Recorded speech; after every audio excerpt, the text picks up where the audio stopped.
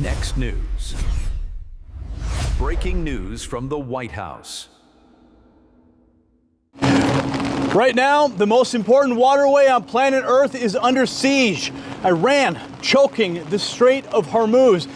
And the Biden administration's reckless energy policies left America dangerously exposed. And tonight, President Trump, from right behind me, is fighting back on two fronts, militarily and economically. What you're about to see explains exactly why this crisis was preventable and what the Trump administration is doing to fix it. Oh, it's a wet one here at the White House, but here's why it matters to you. You see, the Strait of Hormuz isn't just some distant body of water that only affects foreign countries. Through that narrow passage flows the oil that determines what you pay at the pump, the fertilizers that determine what you pay at the grocery store, the goods that keep our economy running. When Iran attacks tankers in that strait, they're not just attacking ships, they're attacking your wallet, your family's budget. And here's the thing, we don't have to be this vulnerable. The Biden administration drained nearly 300 million barrels from our Strategic Petroleum Reserves, not because of an emergency, but to buy votes in a midterm election. They left America exposed, and now, with Iran threatening global commerce, the Trump administration is cleaning up their mess while fighting a war. And speaking of national security vulnerabilities, there is a developing story out of Washington that the legacy media absolutely doesn't want you to see. As Iran destabilizes the Middle East, the federal government just made a move that could reshape America's entire security posture. And here's the truth, they don't want you to understand. Our nuclear submarines, our warheads, our next generation power grid, all of it depends on uranium. And we import almost every single pound of it from foreign nations, many of them hostile. See, this is not about energy independence anymore, folks. This is about survival, because a nation that can't power its own military doesn't stay a nation for long. And that's why smart investors are watching atomic minerals trading as ATMMF in the US and ATOM in Canada. They're positioned at the ground floor of America's uranium independence. When national security becomes priority one, domestic uranium becomes priceless. Check out the briefing that's been prepared for you down below. Now I'm going to show you exactly how President Trump is responding to the crisis with the bold leadership that America desperately needs from the West Wing directly behind me in this rainy, swampy weather. But we've got 4 clips that lay the entire situation bare. You're going to see the Trump administration plan to fix Biden's energy disaster, warnings from European officials about global food security, and mainstream media admission about how bad this could get. And then President Trump himself explaining why he had to act. So let me show you. First, Secretary Wright was just asked about the Strategic Petroleum Reserve and what the Trump administration is going to do about it. And what he reveals about what Biden did to our reserves and the plan not just to fix it, but to make it better. Yeah, build back better, right? This is the kind of responsible leadership we've been missing. Watch this. We have about 415 million barrels in storage right now. Very unfortunately, the Biden administration drained almost 300 million barrels out, mostly to lower gasoline prices for a midterm election without disruptions in energy flows. That's not what the SPR is about. The SPR is about this, when we have short-term disruptions in flows to replace those flows. But Dana, we will simultaneously sell this oil in the near term when it's needed and buy long-term oil, meaning, say, 12 months down the road, and we'll pull out 170 million barrels and we'll put back in 200 million barrels in the next year. So we'll actually have more oil in our SPR a year from now than we do today. Okay. That's the responsible way to use it. Did you catch those numbers? We've got 415 million barrels right now. Biden drained almost 300 million. And he said it plain as day, mostly to lower gasoline prices for the midterm election. That's not what the SPR is for. But here is the genius of what Trump's team is doing. They're going to pull out 170 million when it's needed, buy long-term contracts, put back 200 million more oil than we have today. That's how you manage a strategic reserve. But here's the thing. This is not just about America. The world is watching what happens in the Strait of Hormuz. See, this just came in from Germany. Their foreign minister is now warning about something that most people haven't even considered. See, it's not just about oil. It's not just about gas. Listen to what is said about what can happen to the food prices around the world. Watch. In the Gulf region, it's not just oil and gas that are exported, but, for example, a great deal of fertilizers are also shipped out.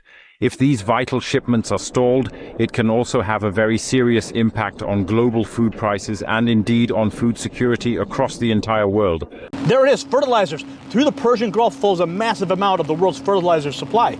You disrupt those transports and suddenly we're not just talking about gas prices, we're talking about food prices and the global food security. This is exactly why the Trump administration cannot allow Iran to hold that strait hostage. And if you think that's concerning, wait till you hear what even 60 Minutes is admitting. This was the scene this past week in the Strait of Hormuz, a narrow stretch of water where Iranian attacks on tankers and cargo ships have choked the flow of oil and threatened to hold the global economy hostage. This is the mother of all choke points. We could be looking at the highest gas prices ever paid in this country. If we don't open Hormuz to the free flow of traffic, yes. I don't often play clips from 60 Minutes, but when even the mainstream media is forced to tell the truth about how serious this is, you need to hear it. So listen to what they're calling the Strait of Hormuz and what they say could happen to gas prices. Watch this. The prices are going to come tumbling down as soon as it's over, and it's going to be over pretty quickly. Do you have any concerns about the political impacts of this? I mean, I have to do what's right. Political, and sure, everybody has concern. I have to do what's right. I can't say that, I don't want to have any impact on oil prices for 3 or 4 weeks or 2 months, and we're going to let Iran have a nuclear weapon and blow up the entire Middle East and beyond, right? Because, they were going to blow up the Middle East. If I didn't terminate the Obama horrible deal, the Iran nuclear deal, it's called, if I didn't terminate that in my first term, they would have already had a nuclear weapon, and they would have used it immediately upon getting it. And if I didn't send in the B-2 bombers to bomb the hell out of it and obliterate, and that's what it was, we obliterated that site, and stop all their potential nuclear. If I didn't do that, you would have had Israel and the Middle East hit by nuclear weapons. And we wouldn't be talking about this right now. What I did in terminating the Iran nuclear deal, and what I did in sending in the B-2 bombers, it was one of the most incredible attacks anyone's ever seen. Late at night, dark, no moon, and every single bomb went right down those chutes and blew the whole place apart. If I didn't do that, you would have had nuclear warfare in the Middle East, and I think Israel would have been obliterated, and I think lots of the Middle East would have been. And you saw that when they sent thousands of missiles to countries that didn't expect anything, they didn't think we were going to be involved. And yet you look at what happened with Kuwait, UAE, Saudi Arabia, Qatar. Take a look at Qatar. I mean, they sort of got along, and all of a sudden they're being barraged by missiles. These people would have used nuclear on the entire Middle East. And that was their plan, take over the whole Middle East. And it failed with the nuclear.